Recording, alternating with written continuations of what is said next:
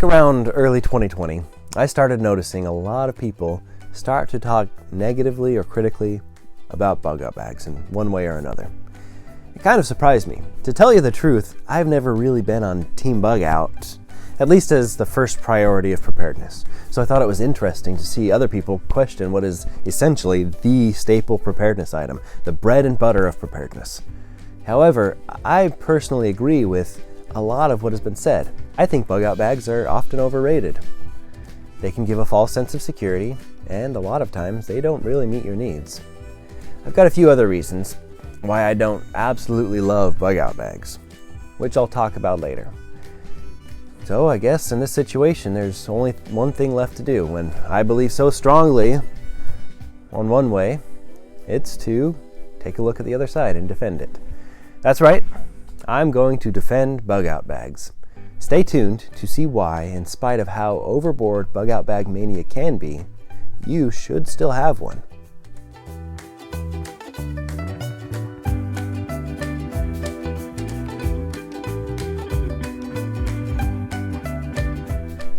Bug-out bags have been around for a long time. If you are interested in preparedness even a little bit, you've probably been told that you need to have one. There are thousands of blogs, videos, and checklists out there. Let's say you're a regular guy. You realize bad things happen sometimes. So you find out online that you need to build a bug-out bag. Check. You get more into it, and then you start really getting into it, and then really getting into it. And maybe you back off a little bit. And completely separately in your life, you realize girls don't actually have cooties. And you get married. Then you have a kid. And then another. And maybe a couple more. Eventually, you've all got bug-out bags. You're ready to wander through the woods with your bags on, the little ones in a little red wagon, and volcanic ash falling from the sky.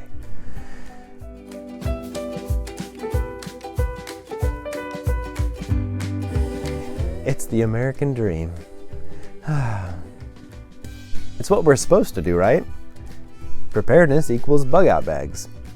If preparedness were a religion, bug-out bags would be like getting baptized. At least that's what it often seems like. But why? With anything that becomes popular, you have to determine if it's a fad or if there's a good reason for it. With how long they've been around, it's likely not just a fad, but are there good reasons for it? Sometimes it's like a swinging pendulum. Everyone goes all in on something, and then sometimes it swings back the other way and people act like it was a terrible idea. So what is it? Are they a fad? Are we just waking up to how terrible they are? Or are they really worth the hype? Maybe it's somewhere in between. We really shouldn't get this wrong, because when it comes to preparedness, your life and safety are at stake. So what do? I always say that preparedness is a choose-your-own-adventure story, as long as you abide by basic principles. There is no one right way for everyone. Otherwise, we could all just read one checklist and do what it says and we'd be good. With all of us out here talking about preparedness, what should you do? Well, whatever you do, know why you are doing it. Really, if nothing else, don't do anything without a reason. Let's first talk about what a bug-out bag is. Like so many other things in any subculture, particularly preparedness, there is no standard definition used by everyone. There are actually a lot of definitions, and people can be very particular about their own and insist that it's this one thing or another. Plus, to complicate it even more, there are so many different adaptations and names for this type of kit, including the INCH, I'm never coming home, good, get out of Dodge, survival kit, emergency kit, even 72-hour kit. But then to some people, a 72-hour kit is child's play, and it has to be a 96-hour kit. And so on and so on and so on. However, these terms are not always interchangeable. You might have a 72-hour kit that's just a big tote sitting in your basement, but you might also have a bug-out bag that's meant to get you to a bug-out location, specific place that might take more or less than 72 hours. For some people, it's about the big bag, a huge rucksack full of everything that you would need to head for the hills and survive for an extended period of time, or to get to some remote location that you want to bug out to. Some people take the emergency kit approach, which is for a short period of time and has just your basic needs cared for. So even though there are some people who have some pretty strict definitions for these terms, I'll broadly define bug-out bags as a portable emergency kit. Something you could use when you have to leave your home for whatever reason. Before I defend them, I'll talk about why other people love them so much, and then why some people argue against them. Keep in mind that these arguments, either for or against bug-out bags, usually have in mind a specific definition of the term and a specific use for the bug-out bag. So a lot of confusion just comes from one specific understanding of something and the intention behind it. And the issue is where that understanding comes into conflict with someone else's understanding, which never happens anywhere else in life, right? Okay, let's break it down and deconstruct the idea of a bug-out bag. Why do people love bug-out bags? What's the attraction? Here are some of the reasons. First, I'll be really honest. Sometimes we do things because it sounds like a good idea and everyone else is doing it. I'm not saying that people are getting duped. I just mean that if something is already a cultural norm or a subcultural norm, or is popular, or a lot of people, especially influential people, are doing something, it's pretty convincing. This is for good and bad things. People are just more likely to do something if other people seem to like it. Another reason is that bug-out bags are kind of exciting. It's kind of fun to put together a whole kit. You feel kind of empowered, right? It's like a puzzle. It's customizable. You figure out how much you can fit in there, how to organize it, how to cut down on weight, and more. It's like a sport that doesn't require exercise, so perfect for us, right?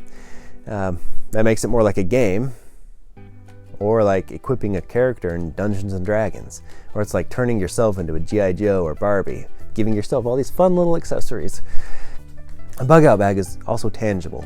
It's something you can hold, and it shows physical evidence of your preparedness efforts. Also, it's something that people can rely on if they have nothing else but their own 2 feet. If they have to walk somewhere or leave, they can just throw it on their back and go. It's convenient. Bug-out bags are also kind of a solution for the scenarios that have no real solution, those that are scary or exciting no matter how unrealistic or ridiculous they are, like zombies. Even for other low probability or even impossible worst case scenario events. It's kind of fun for some people to think about those scenarios. Figure out, like, what would I do if such and such crazy situation happened? And you fit a bug-out bag into your idea of how you think that a scenario like that would play out. All right, those are some pretty good things, whether you agree with those reasons or not. There are more reasons, and we'll cover some in a minute, but hopefully we can understand where some people are coming from when they push for bug-out bags. Now for counter-argument. There have been a lot of people, over the last year or so especially, who have criticized bug-out bags. I think a lot of it has to do with dealing with a pandemic and lockdowns, and they say, wait, I didn't have to leave, although there's this emergency happening. And they've criticized the bags or some of the logic behind it. So let's also assume that these criticisms are coming from a good place. Now, here's an example. And so some people, it's kind of like, oh, the apocalypse is here, every man for themselves, and you're just going to grab your pack, say sayonara to all your loved ones, and disappear into the deep woods to eat berries and rabbits and stuff. And hey, more power to you. I'm just not built that way. So his decision seems to be based on extreme survival situations, his experience with tactical stuff, and the fact that he has a family. Some other reasons people have issues with bug-out bags is that it's presented as a one-size-fits-all solution, and it's not really one-size-fits-all. Everyone has a different situation. That doesn't mean that some people are immune from the need to bug out or evacuate if that type of disaster happens. It just means that a bug-out bag isn't the one solution to all of life's problems, or for all emergencies. Some bug-out bags or emergency kits also just aren't good enough. Maybe you don't have good stuff in it. Maybe you bought it from Amazon or Walmart and you threw it in your closet and it's collecting dust. But now you think you're good to go without ever having tested it or really figured out what's in it or how it works. Some people have the idea that having the bag will solve your problems. A bug-out bag also probably doesn't have everything you want to take if you had to leave your home. You're missing some valuables, some sentimental items, things that you use regularly, and maybe important documents. Some people have also criticized weight. Not yours, the weight of the bag. Might be too heavy and you can't carry it very far, or it's too light and doesn't have everything you need. For other people, it doesn't make sense to have a bug out bag for what they're preparing for. Maybe they started with a doomsday, SHTF, apocalyptic, societal collapse situation, and they had a specific scenario in mind, but then they started to question the likelihood of that scenario. Like maybe zombies won't happen. So they start to question everything they've done to prepare for that specific scenario. This is one reason that I encourage needs-based preparedness, not hazard-based preparedness for most situations. Also, pushing for bug-out bags above all else plays into the dread merchants. It's the people who just want to exploit your fear and make a buck because they sell inadequate emergency kits to give people a false sense of security. Or maybe you have different priorities, like a get-home bag. If you have a day job, you likely spend more than half your waking hours away from home. If you're still at home, you'll most likely just want to stay home, although there are some exceptions. I believe these are all valid points, and it seems that anyone who has questioned the bug-out bag has stopped and asked themselves, why am I really doing all this? Why would I leave my home where all my food and supplies are? How am I going to take my family with me? That's all fair. But okay, this is what it really comes down to. This is why you need a bug-out bag. It's obvious, and we've basically covered it. Bad things happen. That's pretty much it. In the event your home is no longer safe and you need stuff, that's why you have it. That's basically it. In most situations, you will not need to leave your home. Tornado warning, stay inside. Pandemic, stay inside for months. Blizzard, stay inside. Sometimes you'll need to leave though, and you sometimes don't have a whole lot of time. Now, if you had to bail out of a ship, what are the things you would want to take with you? I'd want to take everything, but you can't take it all. Probably not even everything you need, especially if you're in a hurry. You can only take what will fit in your lifeboat. A bug-out bag is essentially your lifeboat. It doesn't make any sense to leave a perfectly good ship, but if it's sinking, that's another story. You have limits on how much you can take, how far it can take you, and your ability to get wherever you're going. But you shouldn't bug out unless you need to, which means your home is no longer secure. You lose a lot of autonomy when you have to bail out of the ship, but you can maintain some of it by having a lifeboat. And that's more than you would have if you were swimming or floating on a piece of debris. I will never let go, Jack. I'll never let go. So that's what it comes down to. Sometimes your ship is going down, and you can jump in the water, you can use a lifeboat, or you can go down with the ship. You absolutely 100% need an emergency kit, no doubt about it. You also want it to be portable. The all-inclusive, societal breakdown, doomsday fantasy, head for the hills type bag, that seems to be what people are really shying away from, and that's pretty understandable. That may be why you're preparing, and that's fine. And that may be what interested or worried people when they began preparing, but maybe they're a bit more grounded now and they've seen some real emergencies. There have been several disasters since I started to think about preparedness however many years ago, and humanity has survived them all. So what am I even doing? Why bother if everything turns out all right?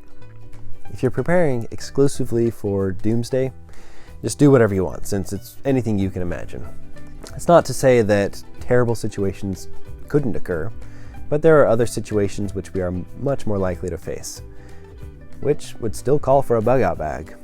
And this is the defense for it, the reasons why in real life you might actually need a bug-out bag. Short of societal collapse, let's list a few emergencies that could prompt a bug-out. In my mind, I consider all of these an evacuation. You need to go from your compromised home to a safer location. It could be a hazmat or chemical spill or leak, a fire, it could be a wildfire or a house fire, hurricane, flooding, maybe a pipe broke in your house and it just flooded your house. Maybe there was an earthquake or civil unrest, especially if you live in a high population area. Fun fact, New York City has an evacuation plan, and it takes 3.3 days to get everyone out of the city. This isn't an exhaustive list, but there are enough realistic scenarios there that planning for an evacuation or bug out is reasonable. It's really that simple. Without focusing on doomsday or heading for the hills or wandering a post-apocalyptic wasteland, there are times where you may need to leave your home with very short notice. To understand what this is like without an emergency kit or bug out bag, I want to issue you a challenge. You have 5 minutes to get you and your family ready to leave your home.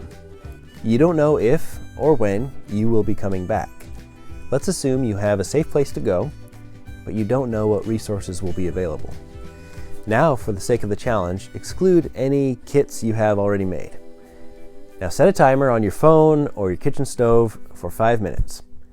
Everyone in your household will gather everything they think they need or would like to take. At the end of the 5 minutes, gather together and discuss the items. Do they meet your basic needs? Do you have items that you don't need? If you have canned food, did you pack a can opener? Do you have something to put all your stuff in? And try to think about all of those options and considerations. If you left something important out during this game, you can assume that you would forget it or something just as important in real life.